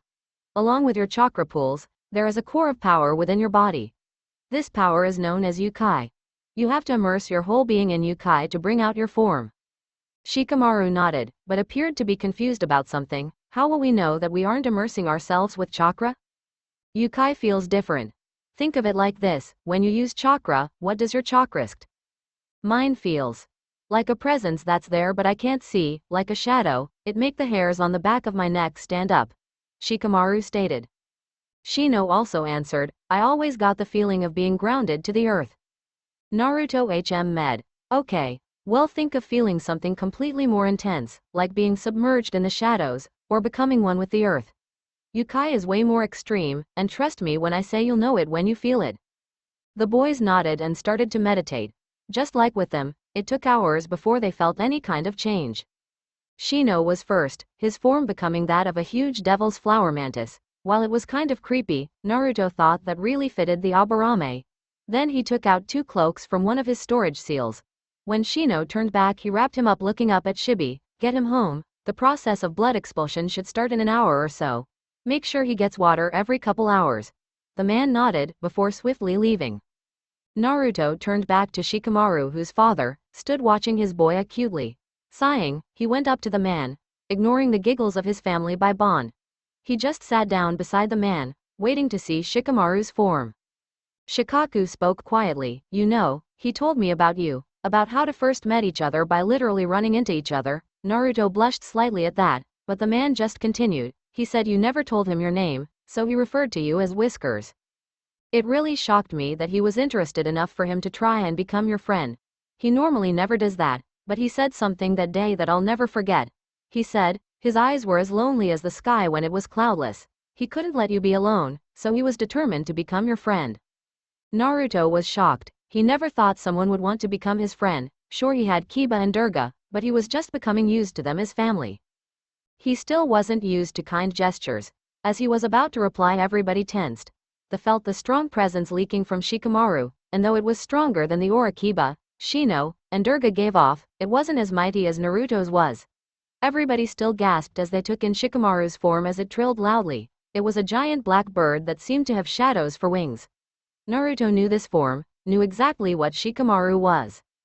Lightly he gasped, not noticing the look he got from Shikaku. A shadow phoenix. The demon form of the shadow phoenix was beautiful. It was about as big as Naruto's demon form, and his feathers were a nightmarish purple, so dark it almost looked black. Shikamaru was excreting a black mist around his form, making it seem as if shadows were being created from him. It was the eyes that held Naruto's attention though. They had turned into a startling silver color, with the pupils the same purple as his feathers. Naruto couldn't believe it, to think that all of the descendants of the great 4 demon knights are within the village. His gasp of shock didn't go unnoticed either, as Shikaku glanced at the blonde. He also took notice of the awe that the young shinobi held and couldn't help but wonder. What's so special about being a shadow phoenix? Actually, a better question, what is a shadow phoenix? Shikaku asked. Naruto didn't look away as he answered, a shadow phoenix is what the name implies. It's a phoenix that thrives in the shadows. When people hear the word phoenix, they automatically picture a creature that dies in flames and is reborn in the ashes. But in reality, the shadow phoenix is the stronger of the two. Because they are the ones that are born in the shadows, and they can thrive in the darker parts of life rather than go out in flames. Not to mention this proves the fact that he is a descendant of one of the true demon knights. Naruto couldn't help but gush. True demon knights? Shikaku repeated, but his hopeful answer never came as Shikamaru changed back into his human form, which was thusly covered with a cloak. Shikaku sighed, and resigned himself to getting his answer later, before he took his son home. Along the way home he recalled the conversation with his son that happened years ago. Flashback: Shikaku was sitting in the living room when he heard the front door open. He wasn't surprised to find his son walk in, but he was slightly taken back by the boy's expression. It was one of confusion, which for Nara was a rare thing. He had decided not to pry in Shikamaru's turmoil. Rather he waited until his son came to him. "Dad," the boy started, "why would someone not give their name?" Shikaku raised an eyebrow, though his mind started racing. "Depends on who you were talking to." "It wasn't a shinobi or spy, Dad. I meant about a kid my age," Shikamaru grumbled. This had Shikaku really intrigued, as Shikamaru normally didn't involve himself with kids his age unless it was Choji. To him the others were troublesome. Well, what did they look like? Shikamaru seemed to hesitate before speaking. He had blonde hair, but it was more of a golden color compared to the platinum blonde of the Yamanakas. He was also slightly tan and had whisker marks on his cheeks, but the most noticeable aspect was his eyes. They were so blue, and, he paused, they seemed pained and lonely. This made Shikaku's eyes widened as he heard the description of the only other blonde he knew in Konohagakure. His son had met the Jinchuriki, but the boy didn't give his son his name. "What did he say when you asked for a name?" he asked. "He just told me it wasn't a good idea to give me his name because everyone seems to run away once they learn his name," Shikamaru stated. Shikaku wasn't surprised, because even though he held no animosity towards the child, not everyone thought well of the boy. They were too encased in their fears to see that they were only hurting an innocent child. So Shikaku just sighed before giving his son a very serious look. "Son, listen, as you grow older you will come to find out many flaws the village has, mostly the citizens of this village. One thing that they have forgotten is how to look past what they want to see. In their ignorance they are mistakenly blaming a child for events that he had no control over, and for grief he did not cause." He saw that his response only added more questions in Shikamaru's mind, but held up his hand in a halting motion. "I cannot tell you what I know, because it would be considered treason, but I'll tell you this, if you want to befriend the boy, you can. In my opinion he needs more friends." "Will you at least tell me his name?" Shikamaru huffed out, crossing his arms. Shikaku thought about it, but smirked a bit. "I don't think so. It's not my place to tell you his name if he doesn't want you to know." Then the older Nara chuckled as his child grumbled about troublesome parents and blondes as he headed off to his room. Flashback end Shikaku paused as his thoughts began piecing together information of not only that conversation, but many others his son had started that was about the blonde. With the last details of his son agreeing to unlock his demonic form and Shikamaru's pleasure from the shock that appeared on the blonde's face at his statement, Shikaku came to one conclusion that made him burst out in laughter. Of all the ways to try to impress someone, you never could resist an enigma when you saw one, and now you met the biggest yet. Shikaku muttered, then he groaned as another thought popped into his head. Better not let Yoshino find out about this little crush, or she'd never stop nagging Shikamaru to invite the boy to dinner. Sighing, the head of the Nara clan began his way home again. He started to hurry as Shikamaru started to groan slightly. When he reached his house he quickly went and put Shikamaru in bed, despite his wife's panicked questioning as to why their son was groaning in pain. "Remember what he told us yesterday? Well, he made the decision to unlock the demonic blood. This is just the cost." Then he remembered what was to happen. "You may want to grab a couple buckets," stated simply. Shikamaru's groaning had begun to pick up, so Shikaku was sure the cleansing was about to begin. It was later that night, when his son was as pale as a ghost and was throwing up less blood, that Shikaku had allowed himself to think that life was about to get more interesting. With Naruto, the blonde sighed as he looked at his two companions. "So what did you guys find out about the Uchiha?" Naruto questioned. Kiba grumbled. "So far nothing past the fact that he is becoming obsessed with revenge, and that he thinks that anyone who is not an Uchiha is not worth his while. He thinks that because he is an Uchiha that he deserves power be handed to him on a silver platter." Durga also spoke up. "That might be the civilian council's fault, as I went with Enko Ne earlier around the local Anbu hangouts and heard them complain how they treat him like he's the only tragic case that Konoha had ever had. So not only do we need to take him down a peg, we also need to teach him that revenge isn't the way to go." Naruto stated as he closed his eyes, trying to think. Kiba sighed, so how do we need to go about this? He needs to be shown that his reason to get stronger is what is causing him weakness, and the only way to start is to show him up. He'll become pissed that he isn't the strongest and come demanding that we help him become stronger, Naruto said, before opening his eyes again. When he does, we need to get it through his head that it is because we rely on others to help us, to show him our drive to protect is what makes us strong. So we start tomorrow, since most of it is outdoors training tomorrow, Kiba stated as he smiled slightly. Durga sighed though, catching both males' attention, so unfortunately for us, we'll be more focused on the Nara and Aburame. We will need to talk them into training with us so they will have help controlling their yokai and demonic forms. Naruto made a sound at this. That shouldn't really be a problem. They will probably take it easy tomorrow. Remember how Kiba felt after the cleansing? Kiba snorted a laugh. I remember how I had almost passed out because my blood had yet to replenish itself. Naruto smirked, so as long as we make sure they know to take it easy, and to eat and drink lots of fluids, then we can focus on our mission. Looking at his companions, Naruto smiled when they eventually agreed. After that, they decided to go ahead and get some rest, for the next day would surely be tiresome. Before Naruto went to bed, though, he went into the newly filled library and looked for a certain book. The book was about legends and their prophecies. Making a triumphant sound when he found the correct leather-bound book, Naruto quickly turned to a certain page and began reading. The true demon knights are hailed to be the greatest legend in history, though it is said that their foe was not killed, and the night that they perished a prophecy was made. When the blood of four return as one, darkness will start to come. Blood will spill and tears will shed, and war will emerge by one thought dead. Though hope is not to be lost for those of dissent fight, no matter the cost. The raging tiger, in all her might, for those she lost, she will fight. The bird of shadows, his mind is his strength, will fight for his loved ones, even with no breaks. The last is a very special boy, one already destined and knows great pain. One with blood of two and has been fate's toy. He fights for a home he never thought he'd gain. And will use all his power to save the family he has gained. Naruto closed the book and could not help the blinding smile as he thought about the prophecy. Sure, he did not really believe in fate, but this prophecy just brought him hope that should any great evils come for his home, with the descendants of the true demon knights, they could defeat them all. Done with reading, Naruto put the book up and went to bed. He had an amusing day tomorrow. Next day Naruto took his usual seat next to the currently sleeping Nara. The Asai the blonde poked the boy in the face, causing Shikamaru to scrunch up his face and open an eye. Just wanted to let you know to take it easy today and drink a lot of fluids.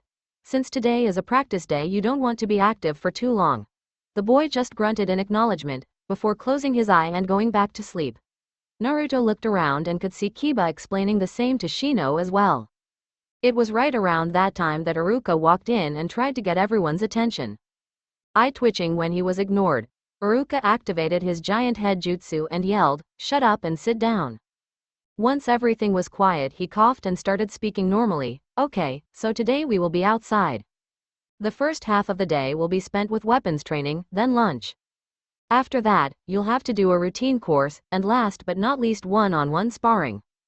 Any questions? Okay, good. Oh, Shikamaru and Shino, I was given a note today by your parents that due to yesterday's events, you two will not be doing anything too extraneous. So you will only be doing the weapons training, and after lunch you two will watch the others from the side and make observations on your fellow classmates. Most of the kids were now staring at them in curiosity. They were mostly civilians too. But everyone went outside when Iruka called, and so began the day of the ninjas in training. Naruto then hand signaled the plan. First Naruto was going to beat Sasuke in the weapons training. Then during the course Kiba was to get first. Durga will win the spar against him. Despite not knowing even if she would be paired up with the Uchiha, but that did not worry them at all since they managed to talk to Iruka the day before sometime about their classes. They learned that the students more or less get to choose their sparring partners unless they were specifically having an all-day sparring match. They also found out that because most of the girls try to get the Uchiha as a sparring partner, Iruka has to pick for the boy, and he normally picks any other person who is not looking for a sparring partner. They, then, followed everyone else to the training grounds. Iruka spoke up, "Okay, when I call your name please come up to this line and throw 5 shuriken and kunai or senbon at the weapons. Since some of you just got here I'll explain the grading system. For each that actually hit the target you get 2 point, Any that hit any spot that permanently injured or incapacitated gets 5 points. Any kill spots hit gets 10 points. If all of your shuriken or kunai hit kill spots, an additional 15 points will be added to your score. Naruto just grinned at Durga and Kiba, who mirrored their expression. However, they did not notice Shikamaru observing them, who shivered in trepidation at their looks. Thus the first half of the day was set up. In alphabetical order, each child went to test their skills with the basic shinobi tools. The 3 highly trained students could tell who was civilian or in a clan. Naruto was proud of the fact that Sakura was not only the only civilian to do above par, but the only girl in the class to hit a kill spot. Soon enough it was the Uchiha's turn. As he got into position, Naruto paid close attention, noting the boy's stance. He's too tense and too focused. His hand is steady, but his grip is too rough. It's like he is trying too hard. That is good to an extent, and now for him it shall be his downfall. Naruto noted in his thoughts. And that was when Sasuke threw his shuriken, 2 the body in general, 2 hitting damaging areas, and 1 hitting a kill spot. His next throw with his kunai was slightly better in the fact that he got 2 kill spots and the rest on damaging points. It was the best so far out of the class, which got a lot of squeals from the fangirls, and made the Uchiha smirk smugly. Naruto Uzumaki. Iruka called, thus everything became silent. This also happened when Durga and Kiba came up, which wasn't a surprise since everyone was curious about the latecomers. Even though he wanted to smirk so badly, Naruto let his got to the line and to everyone's confusion let his hands hang by his side. Naruto closed his eyes and breathed in. And all the students snapped their heads to the target when they heard the thuds of the shuriken on his exhale. Not even 5 seconds passed when a second set of thuds were heard and everyone saw the evidence. It was his kunai as well. But that was not what left everyone so silent. No, what left everyone silent was the fact that out of all his throws, only 2 of his shuriken didn't manage to hit kill spots. Iruka managed to shake out of his shock first. Congratulations, Naruto, so far you have the highest grade. And Naruto took in no small amount of pleasure at the pure rage that showed on the Uchiha's face. Laughing silently in his head, the wolf dragon thought, this is definitely gonna be fun. The end. I hope you enjoyed this episode. Remember to subscribe and like this video. See you in the next part.